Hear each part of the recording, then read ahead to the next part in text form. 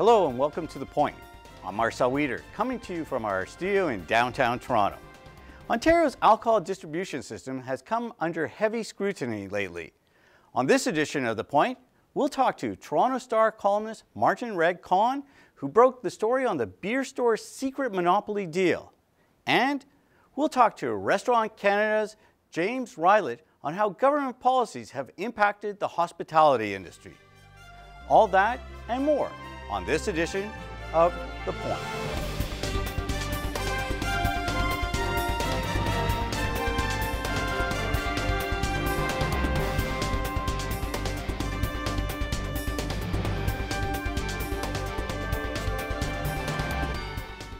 Ontario's beer sales and distribution are in the hands of 3 foreign breweries. They handle nearly 80% of all beer sales in the province. Until recently, the public didn't know of a secret deal between the brewers and the LCBO to keep a key product exclusively in their hands. That was until Toronto Star columnist Martin Regg Cohn unearthed a document detailing the arrangement that prevents government-owned LCBO from selling the popular 2-4s.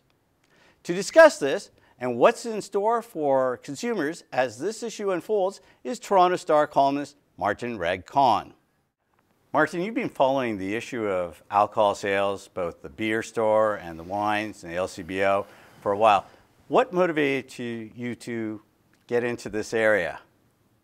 It was actually more of a convergence of public policy and looking behind the scenes at what makes government run. I was just fascinated that everybody in this province seemed to either misunderstand or deeply resent the beer store. They didn't know how it worked, and they didn't understand why it worked that way, why there was this monopoly or quasi-monopoly. So I set out a couple of years ago to really explore it and explain to people how it came about, why it was persisting after all these years, 90 or so years, and maybe suggest some ways of digging ourselves out of this rut on beer. Wine is more complicated, but beer attracted me because there's such a simple, straightforward remedy to a very complicated industry and behind-the-scenes lobbying setup. So I'll get into the simple remedy, but a lot of people still have the misconception that the beer store is a government-controlled or run agency, when in fact it's not. Can you explain a little bit about that? Sure. The reason people assume that is because it looks like a government monopoly, it smells like a government monopoly, it acts like a government monopoly. It's so old-fashioned, so frozen in time, so 1950s, so Soviet, that everyone would normally assume that it is a government-owned monopoly. The paradox is that the LCBO has actually changed with the times, and the LCBO is fully government-owned. It does have a monopoly for the most part on wine and sells beer as well in some limited quantities. But the beer store is, in fact, privately owned, always has been. What's made the beer store more interesting and a bigger target is that its owners have, in fact, changed their own ownership. So Labatt's, Molson's, Sleeman's were the owners for many years.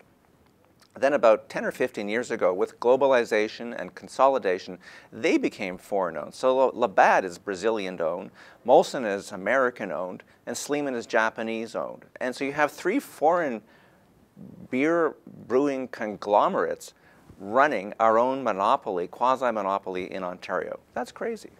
Now, the beer stores say that they basically run it at cost and that their system is more efficient because it's one distribution center and they're able to then, have efficiencies that provide, better service to consumers. In fact, it's almost somewhat the opposite, isn't it? Well, the beer store likes to say, when it's trying to attract public opinion, that it's a not-for-profit operation. It's a break-even operation. In the same way that the National Football League claims that it's also a not-for-profit operation. It just sends the money back to its owners. So technically, the beer store attempts at year-end to reconcile its figures, profits and losses, expenses and costs and incoming revenue, and says, hey, we're at zero. And they remit that money to the owners through lower fees for the owners. So there's a complicated way to do it, but it's just no one thinks that the NFL owners are a profit-free public service. The beer store isn't either.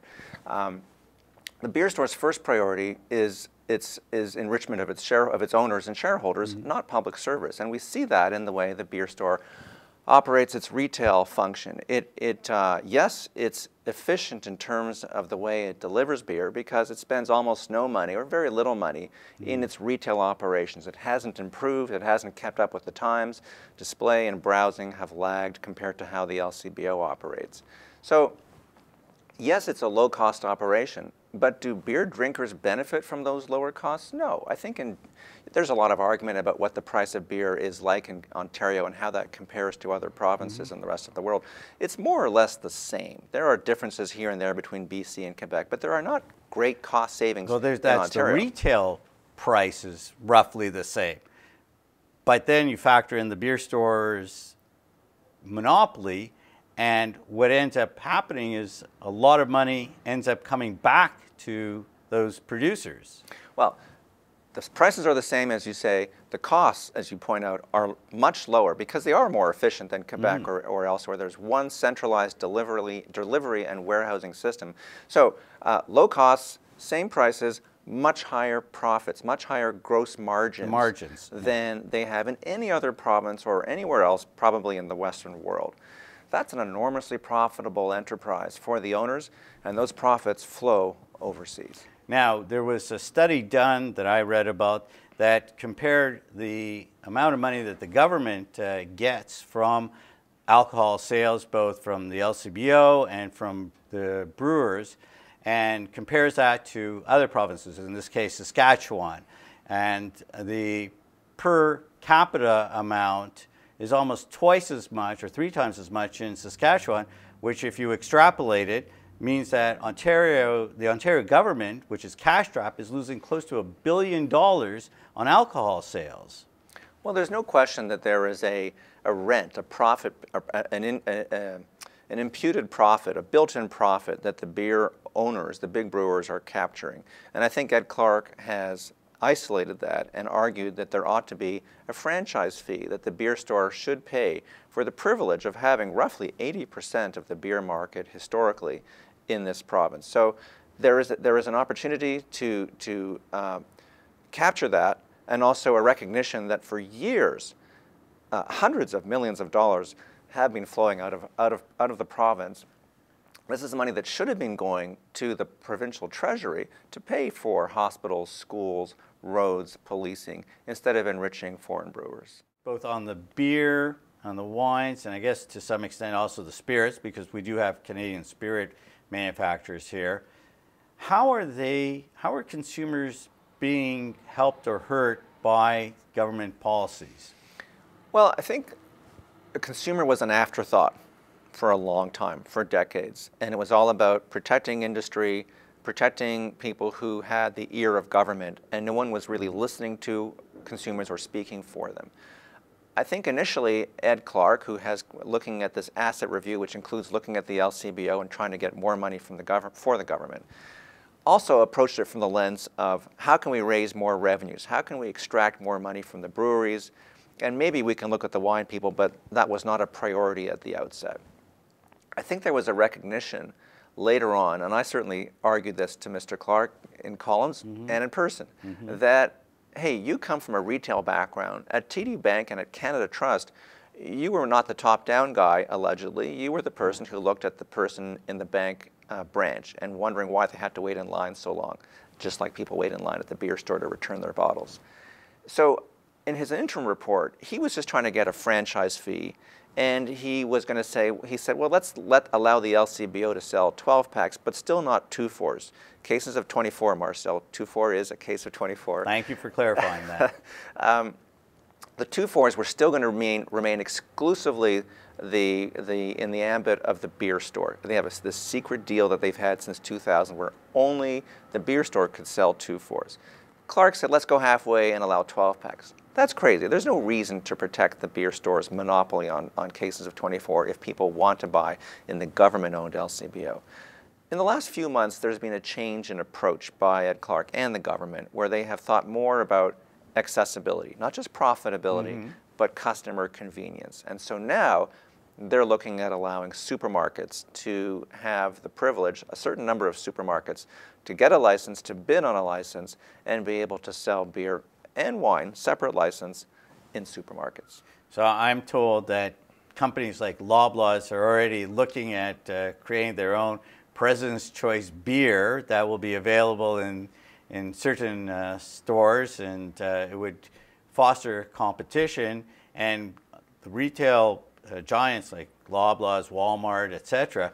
have distribution capabilities that rival the beer stores and would provide for more access to consumers and potentially add more profits and revenues to the government. Well, and you know, Costco is the biggest retailer of wine and beer, I believe, in the United States. The LCBO is the biggest distributor of wine in the world, more or less. So there is an opportunity for supermarkets to get in. They are very good at retailing. Their margins are very low. They do it very well in Quebec. There's been a lot of propaganda by the beer store that nobody else can be trusted, neither convenience stores nor supermarkets, to check IDs and so on. And you have to ask yourself, well, why then do the owners of the beer store, these big brewers, Molson and Labatt's, sell to convenience stores and supermarkets in Quebec? I can buy beer at a Loblaws in Quebec, Provigo now, but not in Ontario. So that's coming. It's inevitable. So the Treasurer will be delivering his budget very shortly, in a couple of weeks, and we'll find out which direction the province goes.